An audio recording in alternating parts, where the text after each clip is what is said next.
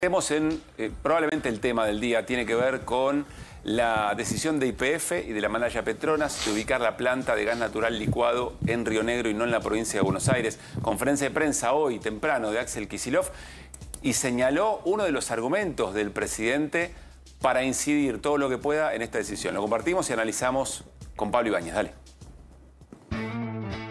No va a la provincia de Buenos Aires porque el gobernador es socialista, comunista y vaya a saber cuántas cosas más. Esa sería la explicación de un presidente de la Nación sobre uno de los proyectos más importantes de la historia argentina. Es un delirio. Es un delirio. Y además, caracterizarme a mí de comunista, de socialista, ya sabemos que el presidente usa estos adjetivos con cualquiera que no está de acuerdo con él, o aún si estaba de acuerdo hasta ayer, se enoja y los califica de esta manera y al otro día los convierte en patriotas o lo que sea. No tiene ningún sentido. La verdad que en esa entrevista lo mencionó, pero lo que conocemos son sus desbordes verbales y ha aplicado estos mismos calificativos a dirigentes tan diversos. Escúchenme, yo compartiría esto de ser socialista y comunista con Macri, con Rodríguez Larreta, con Espert, con López Murphy. A todos ellos los calificó de esta manera. Bueno, el gobernador Axel Kicillof, esto tiene por supuesto una dimensión económica muy importante en que enseguida vamos a abordar con Hernán Lecher, pero aquí hay un trasfondo político que de alguna manera es lo que denuncia Axel Kicillof. Acá no hay racionalidad económica, productiva. Acá hay un tema estrictamente ideológico. Pablo, y ese fue el señalamiento del gobernador de la provincia, ¿no? Fue la marca que pone Axel Kicillof, que se sorprende con la decisión. La decisión en YPF se estaba hablando que debía tomarse sobre fines del mes de agosto. Una de las primeras preguntas era por qué la velocidad precipitar esta resolución. Había en todos aquellos que estaban vinculados con el proyecto... Hay una decisión de adelantar esta... Una decisión...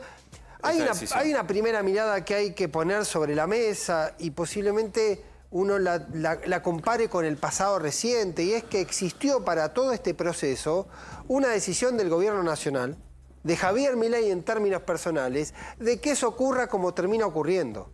Ocurrió para motivar y para impulsar el RIGI, para conseguir los votos para el RIGI, que ahora para que YPF, en las condiciones que sea, sí, elija como destino final Río Negro. No se puede obviar la voluntad política atravesando, rompiendo, objetando, cuestionando, quizá tomando decisiones que pueden estar reñidas en algún aspecto, logra Javier Milei. La cuestión de fondo es que evidentemente no quería, no por el proyecto en sí, quería que haya un costo político para Axel Kicillof, que la planta que podría haberse instalado en Bahía Blanca se termina instalando en otra provincia. Acá hay una pregunta, un ratito vamos a hablar con Gabriel Catopodis, ministro de Obra Pública y Desarrollo, de Planificación y Obra Pública, sí, de la provincia de Buenos Aires, porque ¿qué es lo que nos convoca a todo esto? ¿Es una discusión meramente entre dos dirigentes políticos? No. Da lo mismo que en términos de el desarrollo productivo de Argentina, ¿da lo mismo que se ubique en un lugar o en otro? Me parece que esta es la pregunta de fondo y cómo intercede la anteojera ideológica sobre este tema.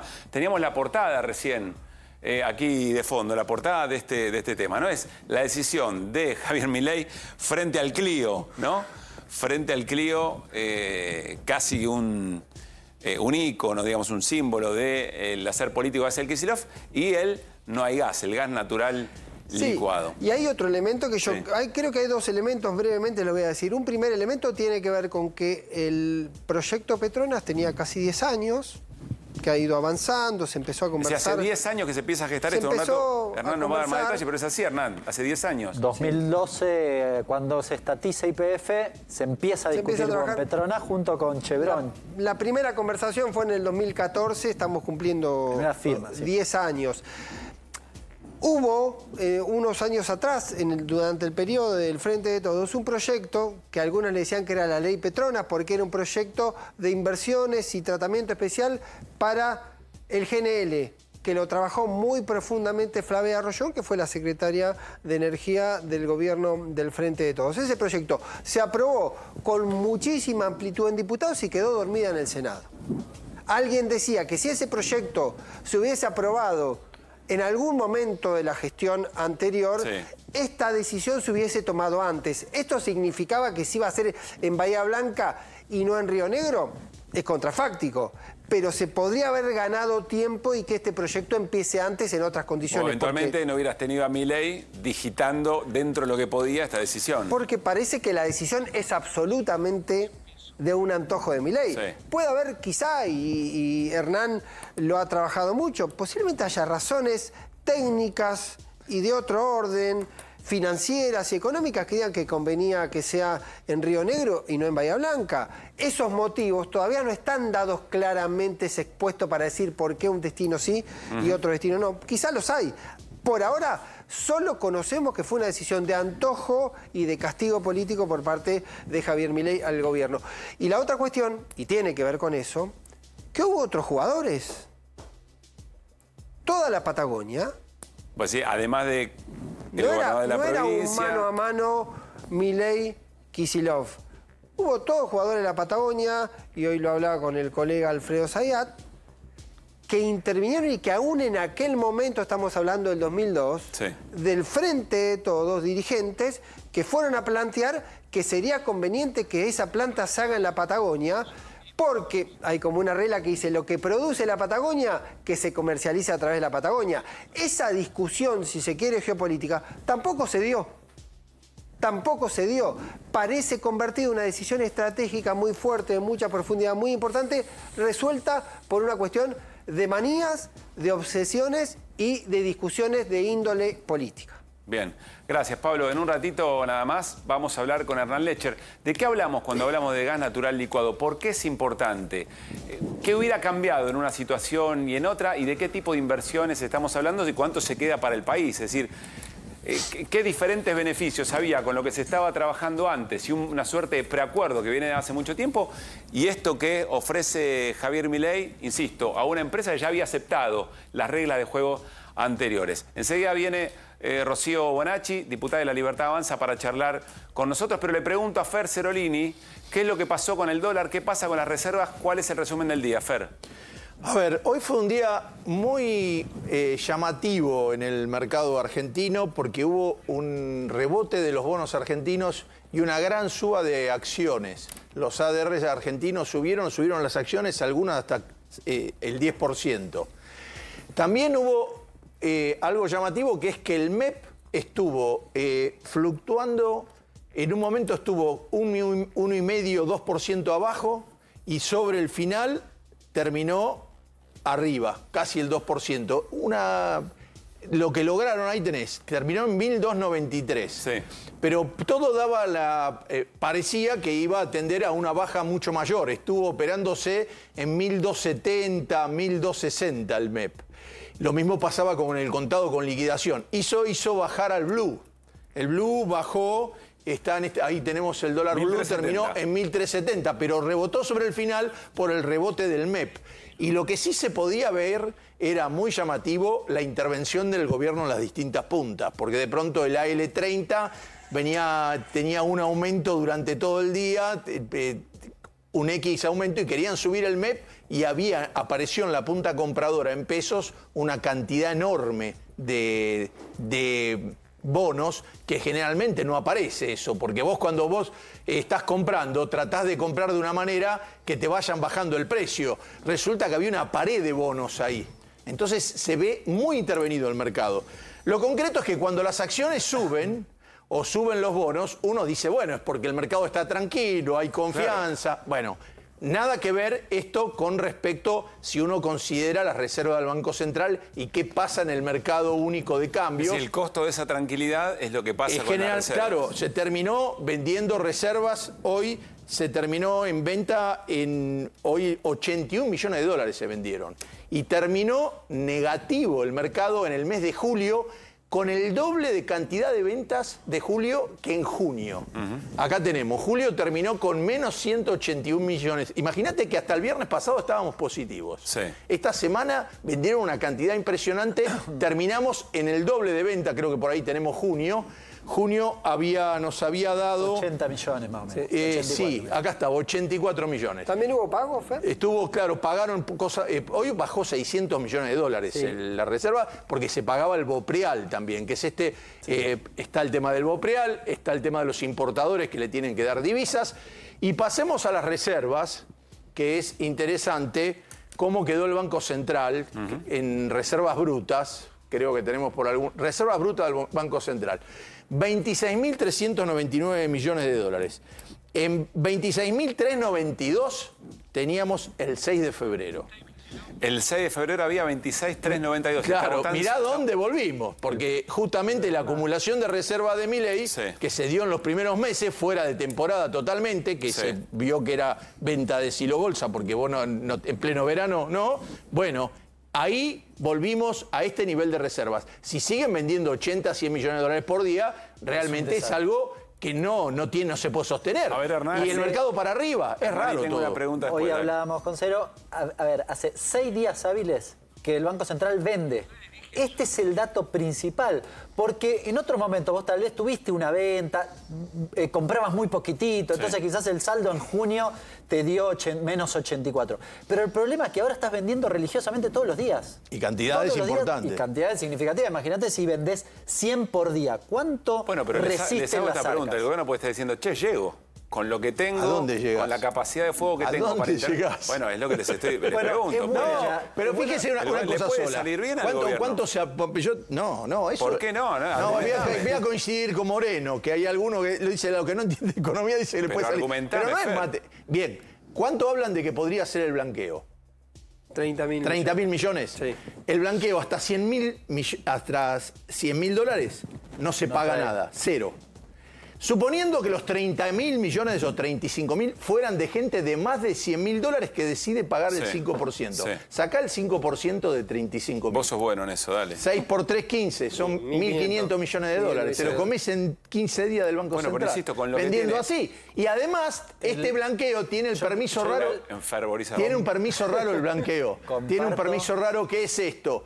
Que vos a los 2 meses te podés ir con la plata. Si vos te vas a los 2 meses con la plata, salen todos corriendo. A ver, Hernán, el rubro, comparto contigo con vos, Pablo, que el gobierno tiene esta estrategia. Puede salirle bien, puede salirle mal. Bien, ¿qué significa?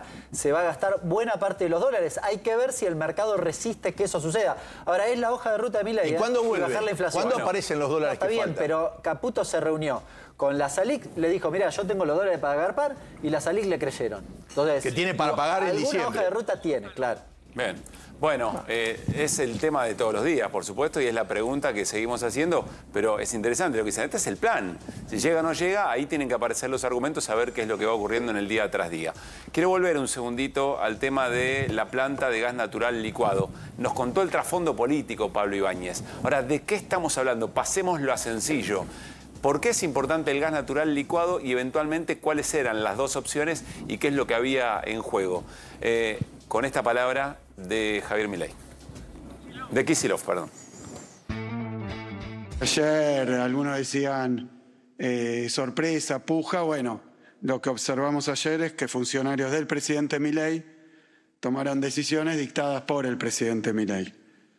Estamos ante un hecho de enorme gravedad, ante una verdadera irresponsabilidad por parte del presidente de la Nación, porque como resultado de un capricho absolutamente guiado por cuestiones ideológicas, políticas, está poniendo en riesgo un proyecto muy, pero muy importante para el país y para la provincia, en el que estamos trabajando, tal como conté la vez pasada y hoy voy a repasar, hace 10 años, personalmente hace 10 años.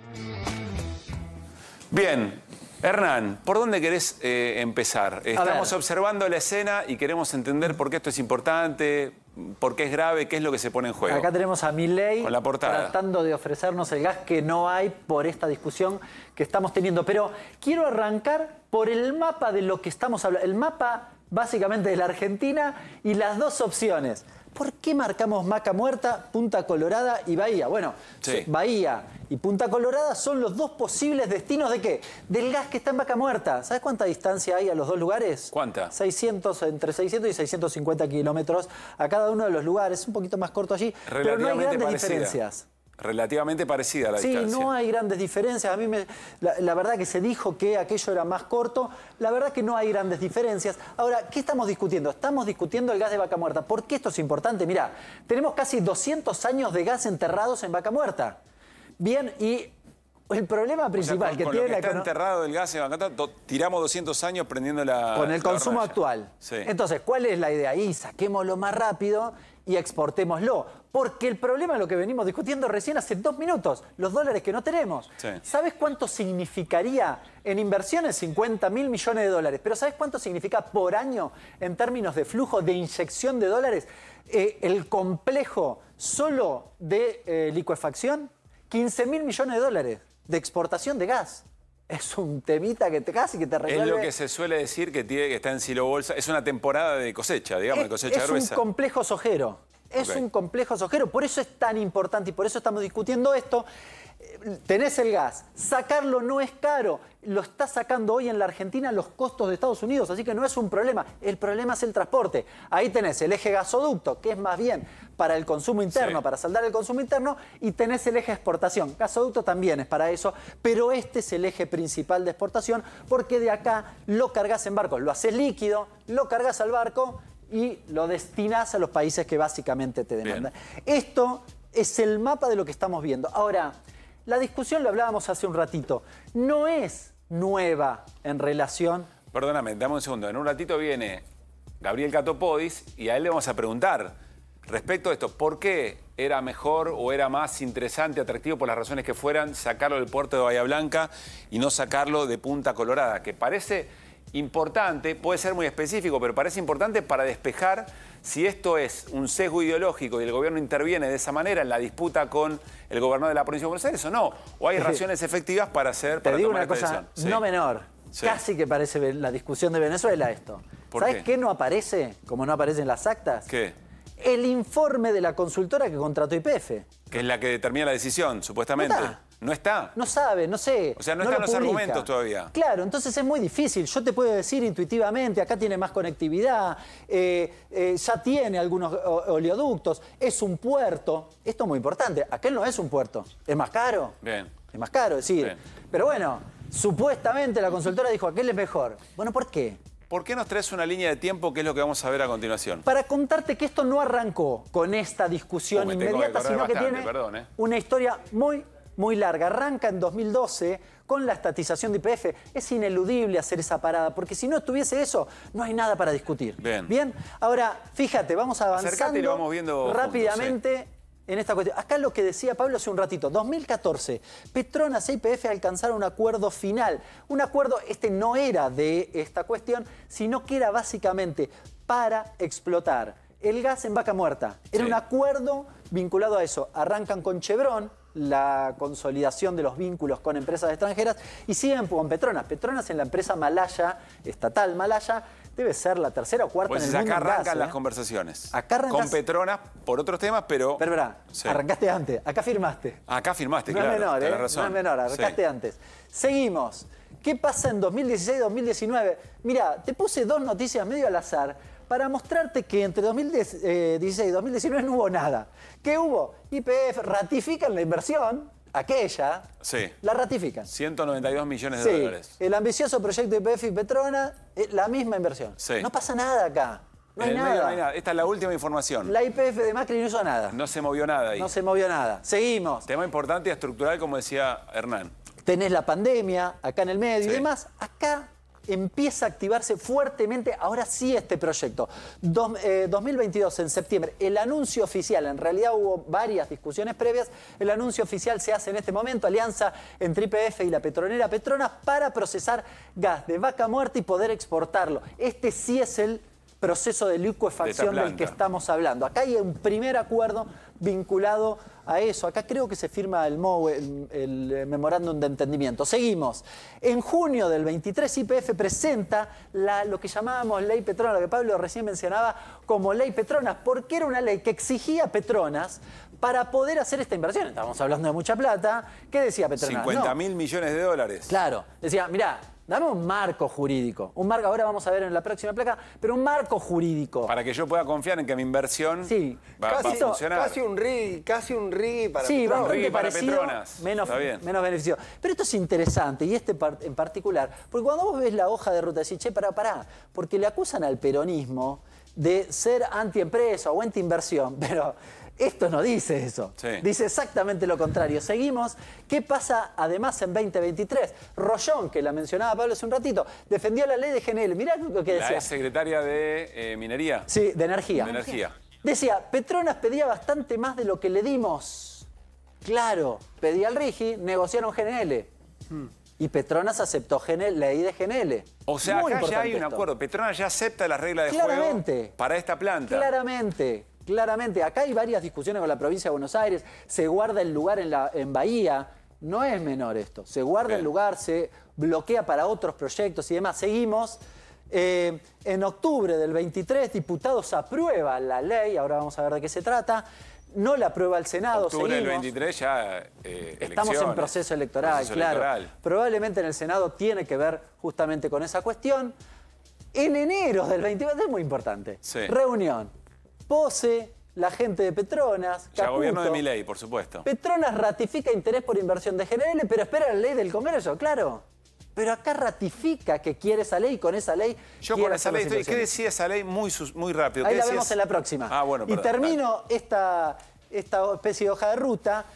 En mayo del 24, el presidente Marín, de YPF, dice, si no hay RIGI, no hay nada. Sí, ¿pero cómo? Si estaba la ley de GNL. ¿Cómo si no hay RIGI, no hay nada? Ya había un acuerdo que se viene trabajando... Este es el desde regalo. acá. Sí, hace 10 años. Y que Petronas estaba de acuerdo. Este es el regalo que le hace Milei a Petronas. Este es el regalo que le... Claro, acá Petronas dice, ahora quiero el RIGI. Sí. No voy a aceptar la ley anterior. Esto es importante. Un segundito. Necesito ir rápido a la próxima placa. Fer, rápido, puntual. Sí, a ver, acá hay una apuesta rara, que es que un gobierno que detesta la obra pública va a tener que generar un puerto, va a tener que generar las rutas, todo lo que no tiene, que ya tiene Bahía Blanca. Es una apuesta rara también de la empresa, donde tiene mucho que ver YPF, porque Petronas no sé cuánto decide, en el sentido de decir, bueno, el lugar quién lo decide. Pero vos lo ves, por más que Marín es un hombre justamente de Techín, y Techín es el que hizo el gasoducto Néstor Kirchner con el apoyo del gobierno nacional, y lo hizo en tiempo récord. Sí. ¿Vos lo ves a Milei con su ritmo generando algo en tiempo récord? Mirá el tiempo que ya pasó del 2014 hasta ahora, 10 años. No puedo creer que el gobierno no vaya a hacer a lo que se compromete para tomar 10 una años pasaron, mirá, desde diciembre de 2014, ¿y dónde estamos? ¿Vos creés que esto lo van a hacer rápido ellos? A ver, acá me parece clave de qué estamos hablando en la comparativa del acuerdo que ya estaba y respecto a lo que se ofrece a cambio, como para volver y cambiar el acuerdo hacia arriba. Si querés, en la próxima placa te resumo rápidamente qué era esta ley de GNL, la que tenemos acá, y qué es el RIGI. Los dos tenían prácticamente los mismos beneficios fiscales. Sí. Pero acá el tema central, 50% de libre disponibilidad de divisas contra 100% para la empresa, obviamente. ¿Qué es libre disponibilidad de divisas? Que básicamente, si yo exporto, las divisas me quedan a mí, no le quedan al Banco Central. ¿Se entiende? Allá era la mitad. Acá era la mitad. Era la mitad. Había una discusión si esto no era un montón. Pero aquel 100% no te queda nada. Desarrollo local bastante confuso allá. Acá tenía una participación del 15 al 50. Y acá dos temas importantes. No había prórroga de jurisdicción. Problemas de discusiones internas se resuelven en la Argentina. Allá afuera. Y un tema no menor. La prioridad de la exportación en el RIGI. Es decir, si acá no tenés gas... Jorobate. Que es el negocio, la rentabilidad de la empresa. Y acá era... Vender afuera mucho más negocio que el consumo, que garantiza el consumo interno. Algunas discusiones. Esto es para ilustrar qué hay detrás en estas dos normas que mencionábamos. Perdóname, yo soy Petronas. Yo tenía ese acuerdo y alguien me ofrece esto. ¿Qué le vas a decir? Acá el problema no es de Petronas, que es el interés de la empresa. Acá es un problema político. Obvio. Acá casi de soberanía, te diría. Alguien debería explicar este regalo, y ahí hay una cuestión que decía Cero que está bien. A ver, cuando defienden los... Porque la discusión de los directores de YPF que votaron esto, ¿quiénes pusieron a los directores? Lo puso el Ejecutivo. Está el jefe de gabinete. ¿Bien? Está ahí otro representante. El titular es de Techín. Hay otro director de Techín. Pose sigue siendo... No, Pose no está ya más. lo sacaron. Sí, no está sabía. él y está Rolando. Pero digo, hay una decisión. Si la decisión vino del Ejecutivo, ¿tenés otro problema con Loretta Presca? ¿Tenés otro problema? Ojo, porque los acreedores te están diciendo, hay una especie de alter ego de YPF con el Estado Nacional. Sí. Y, a ver, cuando estos directores se sientan ahí, ¿qué intereses defienden? Esto es muy importante, porque lo que decía Cero, de que hacer un puerto nuevo cuesta un montón de plata, perjudica a los accionistas minoritarios. Yo soy un accionista minoritario de YPF y digo, che, a mí no me conviene hacerlo en Bahía. El gobierno intentó que esta fuera una discusión entre provincias. Claro. Falso. Bien. Esta es una decisión del gobierno nacional. Y además Bianco, Tengo que cerrar, Fer.